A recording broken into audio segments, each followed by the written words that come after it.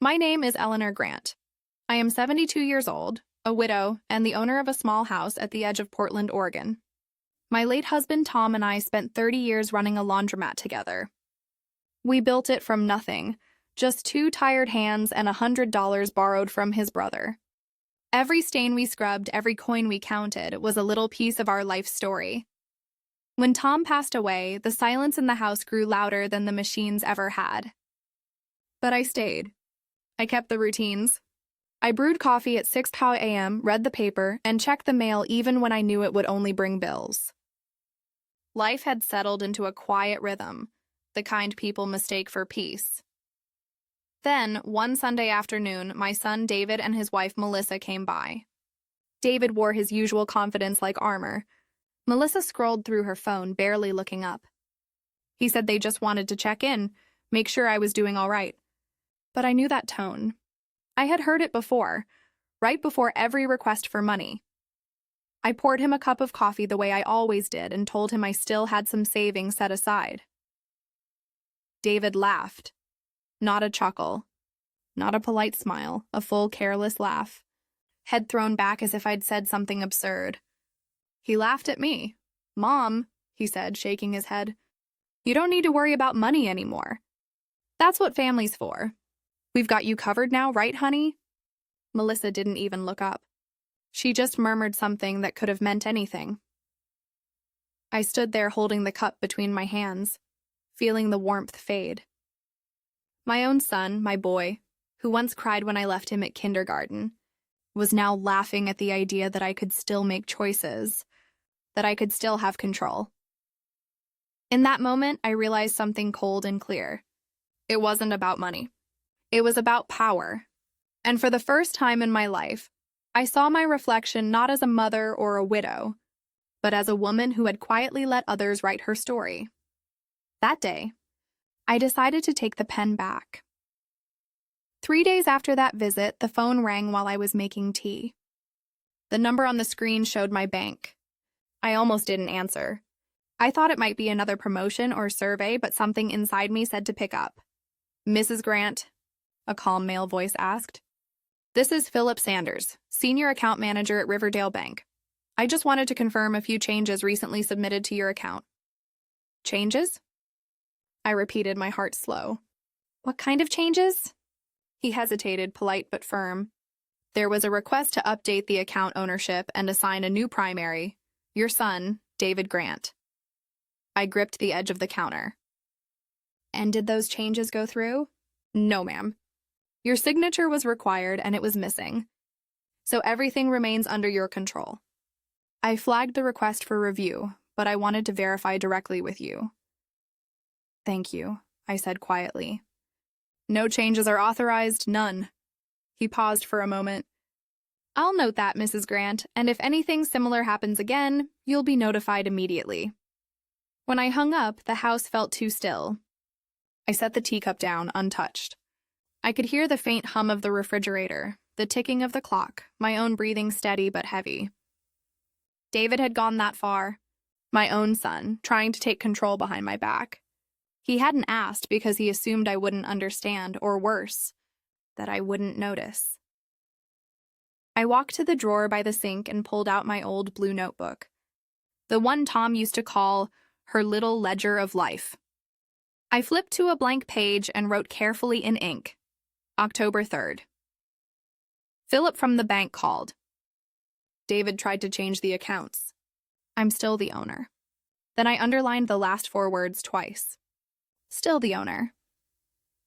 For the first time in a long while, I felt the faint spark of something I hadn't felt in years. Not anger, not sadness. It was awareness, a quiet kind of strength waking up after too much silence. That night, I couldn't sleep. I lay in bed staring at the ceiling, listening to the wind tapping the old window pane. Every sound in the house seemed sharper now, more alive. The creak of the floorboards, the hum of the heater, even the faint whisper of the curtains moving. It wasn't fear that kept me awake. It was something deeper, something new. For the first time in years, I wasn't just existing. I was awake. When Tom died, I told myself survival meant keeping the peace. Don't argue. Don't make noise. Don't draw attention. Just nod, agree, and stay small. That had become my shield. But now I saw how that silence had cost me my confidence, my authority, my name. The next morning, I brewed tea instead of coffee. Earl Grey, strong with a slice of lemon, the way Tom liked it. I sat at the kitchen table with my notebook open beside me. The page from last night stared back at me, simple and clear. I'm still the owner. Those 4 words were small, but they held power. They were proof that I still had a say in my own life. I wasn't invisible. Not yet. I began to make a list. Not of groceries or bills, but of things I had allowed others to control. Decisions about money, holidays, repairs, even where I spent Thanksgiving. My son called it help. I now saw it for what it was. Quiet control, dressed as concern. By the time the morning light spilled across the table, I'd filled half the page. I took a deep breath and smiled to myself. I didn't know exactly what I would do next, but I knew I would not sit back and let someone else decide it for me. My silence had once been love. Now it would become strategy. 2 days later, I drove to the bank. The morning air was cold and clean, and the streets were still damp from rain. I parked across the street and watched people move in and out of the building. Young couples, office workers, a mother pushing a stroller. Everyone looked like they had somewhere important to be. I wondered when I'd stopped feeling that way.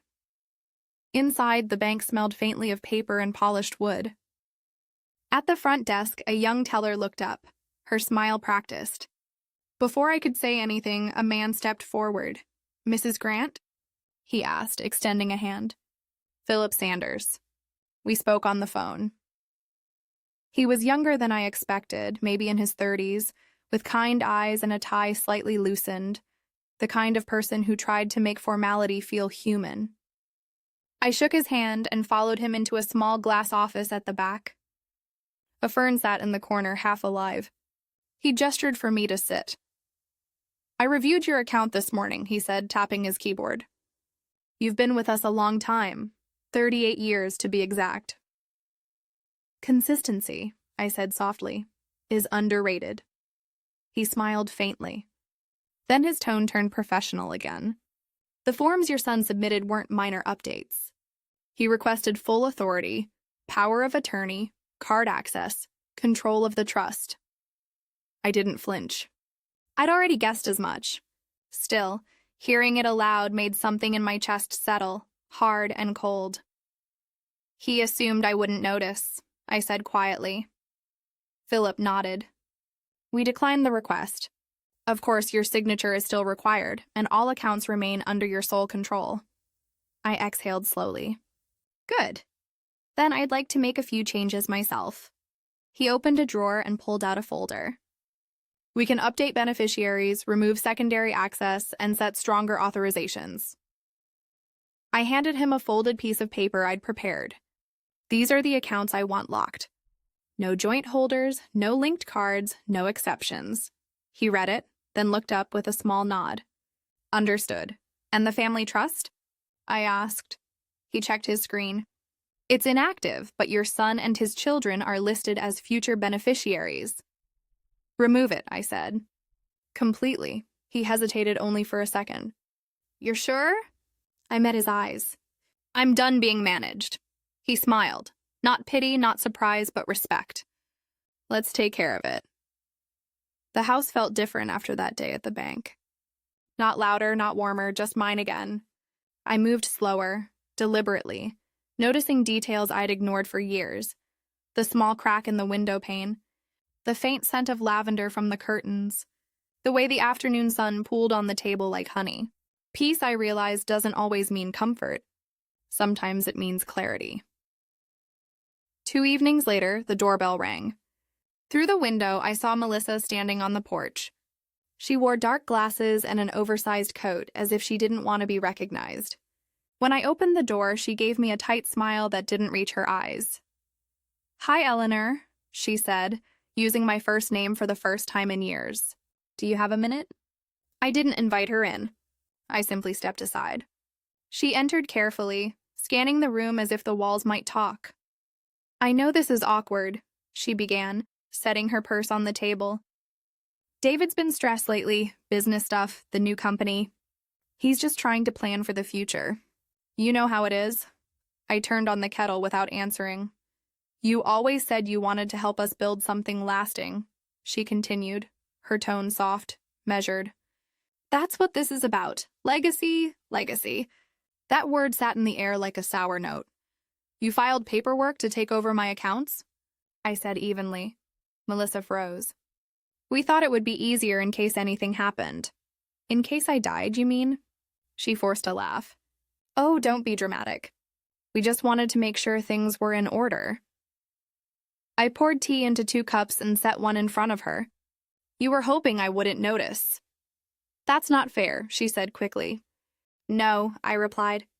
What's not fair is that I paid your medical bills, helped with your mortgage, and somehow you still thought you could erase me from my own life. Her cheeks flushed. She stood abruptly. You'll regret this. I met her eyes. No, I said softly. For the first time, I don't think I will. When the door closed behind her, the silence that followed felt sacred. The next afternoon, I was sitting by the kitchen window when my phone buzzed. The name on the screen made me pause. Anna, my granddaughter, rarely called. At 17, she lived in her own fast world of friends, classes, and endless scrolling. Hi, Grandma, she said, her voice light but a little forced. Just checking in. How are you?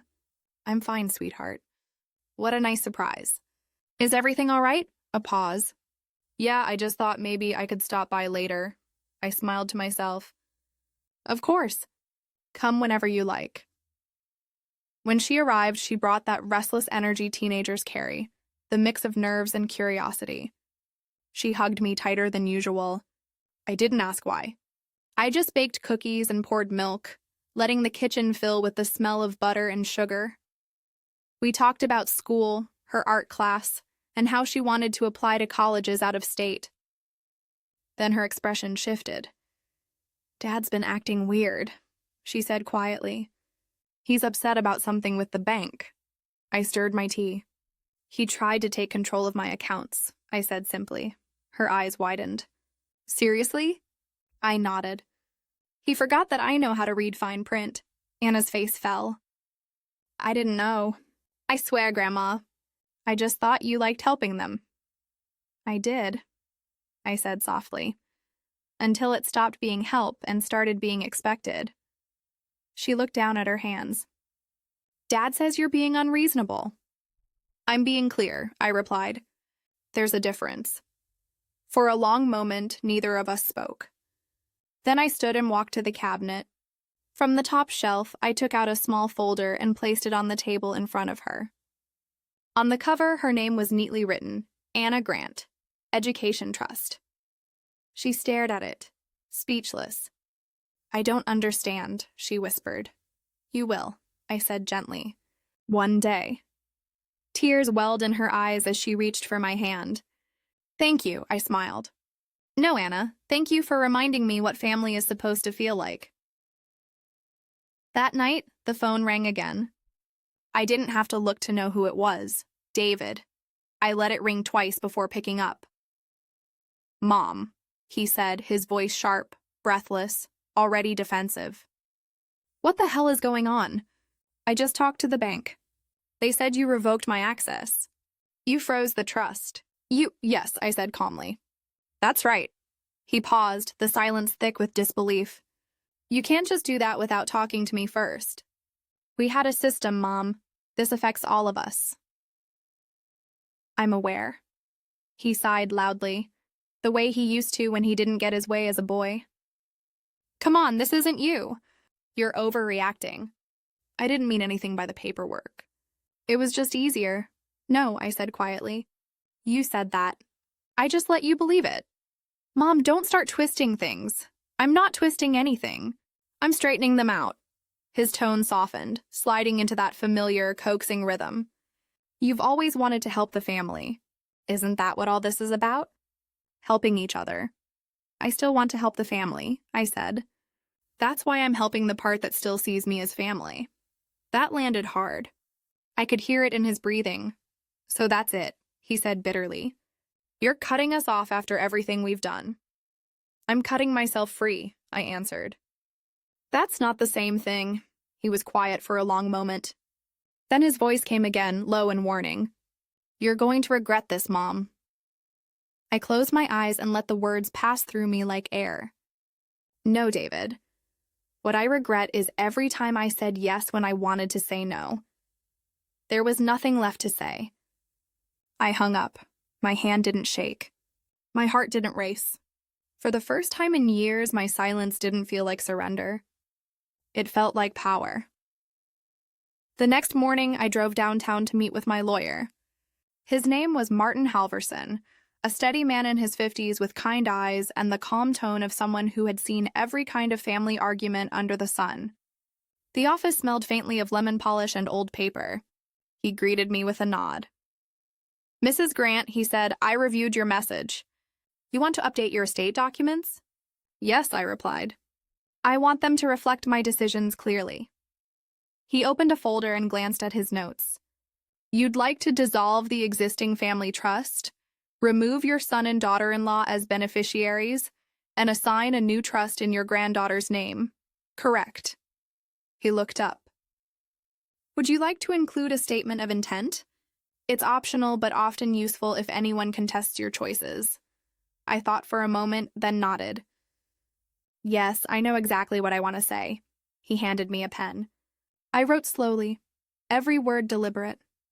To anyone who asks why I left my estate to my granddaughter instead of my son and his wife, I offer this. Anna never asked me to disappear. When I finished, Martin read the line and smiled faintly. That's simple, he said, and unshakable. We completed the paperwork. Each signature I placed on those pages felt like a quiet reclaiming of my name, my time, my worth. By the time we were done, my hands no longer trembled. They were steady, sure. On my way home, I stopped by a small cafe Tom and I used to love. I ordered a cup of black tea and sat by the window. Outside, the sky was pale blue, the kind of fragile color that makes you want to be gentle with the world. I took a deep breath and felt a lightness I hadn't known in years. When I arrived home, I found an old envelope in the desk drawer, labeled in Tom's handwriting, for when it matters. Inside was a note. Eleanor, if you're reading this, it means something has changed. Remember, the house and the money were never the legacy. You were. Don't ever apologize for protecting what's yours. Love, Tom. I sat for a long while, the letter on my lap, the tea still warm in my hands. He had seen me all along. A week passed before I heard from David again. I expected silence, but one Sunday morning there was a soft knock at the door. When I opened it, he stood there with a brown paper bag in one hand and an awkward smile on his face. I brought lunch, he said quietly. No paperwork, no briefcase, no excuses. Just him. I hesitated for a moment, then stepped aside. Let's see what you brought. We sat at the kitchen table, the same table where he'd once laughed at me. Inside the bag were 2 turkey sandwiches, a small container of coleslaw, and a bag of chips. I smiled faintly. You remembered? He nodded. You used to say that coleslaw tasted like someone's grandmother still made it by hand. Because it does, I said. The corner of his mouth lifted. For the first time in a long time, he looked like the boy I used to know. We ate mostly in silence, but it wasn't the heavy kind anymore. It was quiet, honest, almost peaceful. Halfway through his sandwich, he looked up. I read Anna's notebook, he said. She let me. I didn't reply, just waited. She wrote about you, he continued. About how strong you've become. About how you taught her to say no. She said you became the version of yourself she wished she'd met sooner. My throat tightened. She's a good writer. She's right, he said. I made you small. I didn't mean to, but I did. I looked at him for a long moment. I don't need an apology, David, I said softly. I need awareness. He nodded slowly. I'm working on that. When he finished eating, he stood to leave.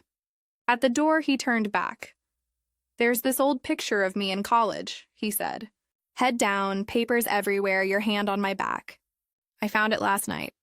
I never realized how much that hand carried, I smiled. It carried love. And sometimes love has to learn to set things down. He stepped forward and hugged me. Not out of guilt, not habit, but gratitude. Thank you, he whispered. For what? For letting me try again? When he left, the door closed softly behind him. The air in the house felt lighter. Not empty, just free. Winter crept in quietly that year. The trees outside stood bare, their branches like sketches against the pale sky. I spent more time on the porch, wrapped in Tom's old cardigan, listening to the wind whistle through the eaves. Sometimes Anna came by after school. Sometimes David dropped in on Sundays with no reason at all. They never arrived together, but that was all right. Peace didn't need to be perfect to be real. On my 73rd birthday, Anna brought me a pie, apple ginger, the crust slightly burnt on one edge. I overbaked it, she admitted, cheeks pink. I smiled. That's how you know it's made with love. Later, David arrived with an envelope. No speeches, no pretense. Inside was a simple card with one line written in his handwriting. Thank you for teaching me what you never owed me. I sat with that card for a long time. It wasn't an apology. It was understanding. And that was enough. That evening, as the candles flickered in the quiet kitchen, I opened my old blue notebook, the same one that began this chapter of my life. On a fresh page, I wrote, November 4th, I am no longer quiet. I am no longer erased. I am home. I closed it and smiled. People talk about legacy as if it's money or property or a name carved in stone. But that's not it.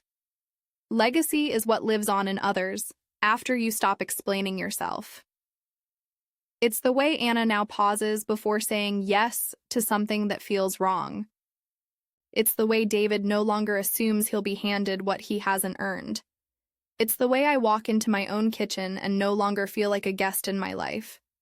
If you're listening to this and you've ever been told you're too old, too soft, or too quiet, don't believe it. Strength doesn't need to shout. It simply stands. And if this story reminded you of someone who gave everything and asked for nothing, share it. Tell them you see them. Tell them they don't need permission to be whole. Because some truths are too important to whisper. And some women, they've waited long enough to be heard.